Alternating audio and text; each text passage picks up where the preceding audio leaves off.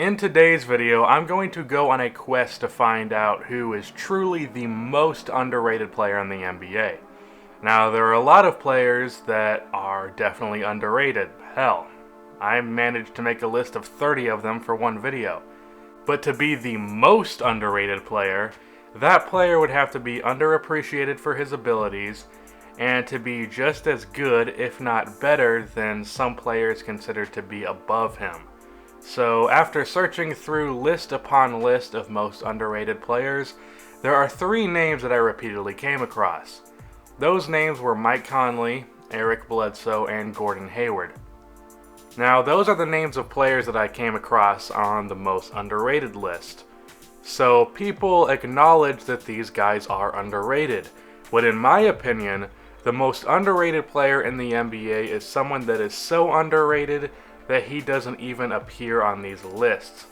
He's so underrated that no one says he's underrated.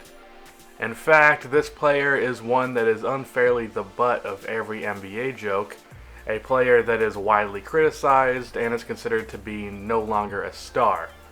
And that player is Dwight Howard. Yes, Dwight Howard. But he sucks now, right? He sucked in LA, all he did is whine. He's not like Orlando Dwight, he's trash. He isn't a star anymore, he's awful. The only thing there that I would agree with is, yeah, he isn't Orlando Dwight anymore. But Dwight Howard in Orlando was better than any other center in the NBA by a wide margin. But a center with half of the skill of Orlando Dwight is still a great center, and I'd argue that Dwight still is very much a star NBA player. But let's debunk the other three names that I've mentioned. First of all, Gordon Hayward. Now in the past, I would agree with the idea that Hayward is underrated, but after this last season, I think Hayward got the recognition that he deserves. He had his first All-Star appearance, and he just got a massive contract with the Celtics. But for those who still think he's underrated, let's compare Hayward to other top small forwards in the league. LeBron, KD, and Kawhi are all obviously better than him. I'm not even going to bother with that. Paul George averages 23.7 points, 6.6 rebounds, and 3.3 assists, shooting at 46% from the field and 39% from three. In comparison, Hayward averages 21.9 points, 5.4 rebounds, and 3.5 assists, shooting at 46% from the field. That's 1.8 more points, 1.2 more rebounds, and only 0.2 less assists, and a slightly lower field goal percentage for Paul George. Already statistically he's better, and Paul George is a way better defender, so he's better. So already he's out of the top four. Next is Giannis Antetokounmpo. He averaged 22.9 points, 8.8 rebounds, and 5.4 assists, shooting 52% from the field and 27% from three. That's 1 more point per game, 3.4 more rebounds, and 1.9 more assists, and he shot 5% better from the field. The only thing Hayward has on Giannis is his three-point percentage, but Giannis is a way better defender, so that puts Hayward right around the sixth best spot, which is around where he should be, with Melo, Otto Porter Jr., and Jay Crowder behind him. Hayward is considered to be just as good as he is by a majority of NBA fans. Next, Mike Conley. Conley averages 20.5 points, 6.3 assists, and 3.5 rebounds, shooting 46% from the field and 40% from three. Good numbers. He's also a great defender.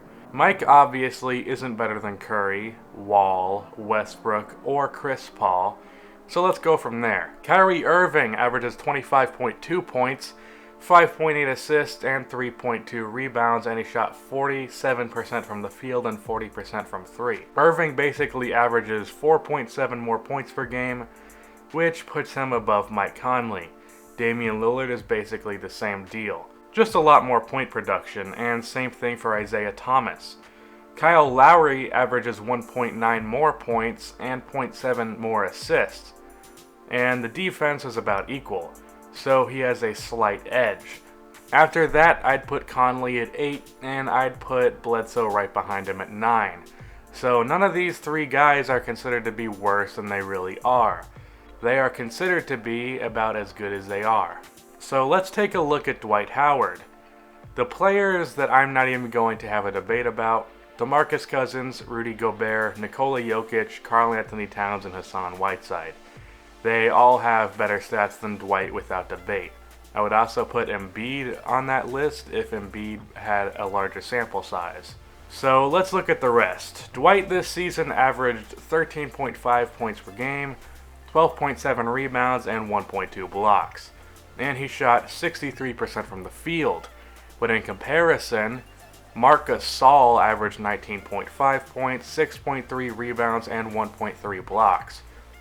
And he shot 46% from the field and 39% from three. Now Gasol is obviously way more versatile offensively.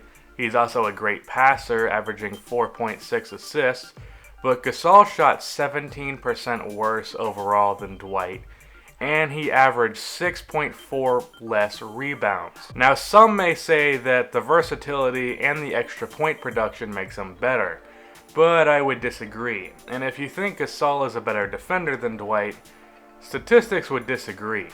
Gasol is only 6 points better than Dwight in defensive rating, and Gasol has 3.5 defensive win shares this season, while Dwight has 4.5, and Dwight had a 2.9 defensive plus minus, while Gasol had a 2.2 defensive plus minus.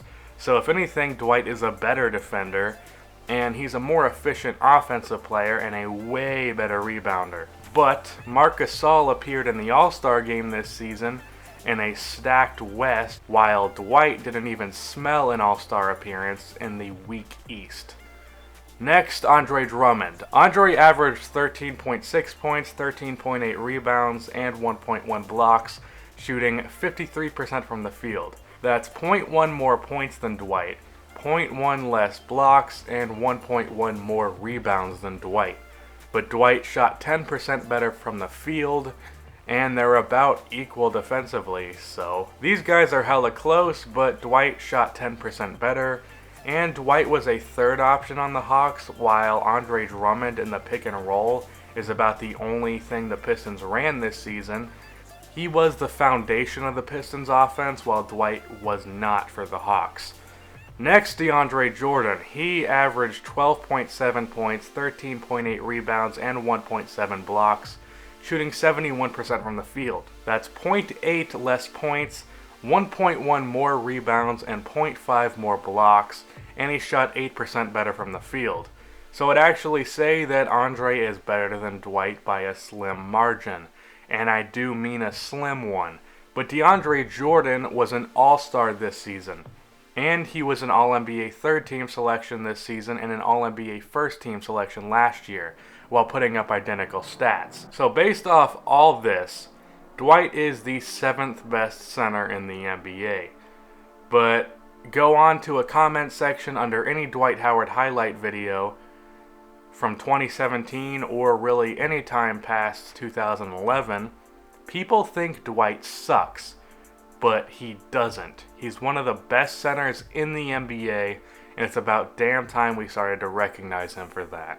And that's the end of this video. Please be sure to like and subscribe for more NBA content like this, and cue the outro music. I dare you play your cards, boy, you bet I'm a trendsetter too.